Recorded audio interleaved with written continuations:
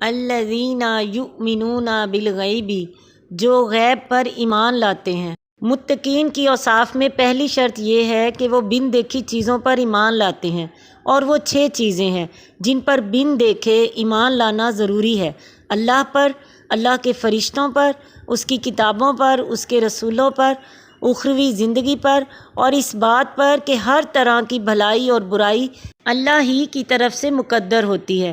ان میں سے کسی چیز پر بھی ایمان نہ ہونے سے انسان کافر ہو جاتا ہے۔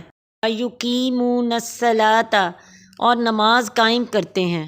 نماز کی کم از کم حد دن بھر میں 5 فرض نمازوں کی بروقت باجماعت ادائیگی ہے، الا یہ کہ جماعت میں شامل نہ ہونے کے لیے کوئی شرعی عذر موجود ہو۔ یہ دوسری شرط ہوئی۔ متقین کی اوصاف کی تیسری شرط یہ ہے وَمِمَّا رَزَقْنَاهُمْ يُنْفِقُونَ، اور جو کچھ ہم نے انہیں دے رکھا ہے اس میں سے اللہ کی راہ میں خرچ کرتے ہیں۔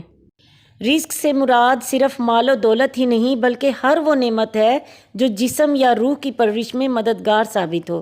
اگر اللہ تعالیٰ نے کسی کو علم و ہنر دیا ہے تو وہ دوسروں کو بھی سکھائے، جوانی اور صحت دی تو اسے جہاد میں یا ضعیفوں کی مدد کرنے میں خرچ کرے، اور مال و دولت ہے تو اسے فقراء، یتیموں، مسکینوں وغیرہ پر خرچ کرے، اور اس خرچ کی کم از کم حد فرضی صدقہ یعنی زکوٰۃ ادا کرنا ہے۔ اور بلند تر درجہ یہ ہے کہ جو کچھ ضرورت سے زائد ہو وہ اللہ تعالیٰ کی راہ میں خرچ کر دے۔ یہ تیسری شرط ہے متقین کی۔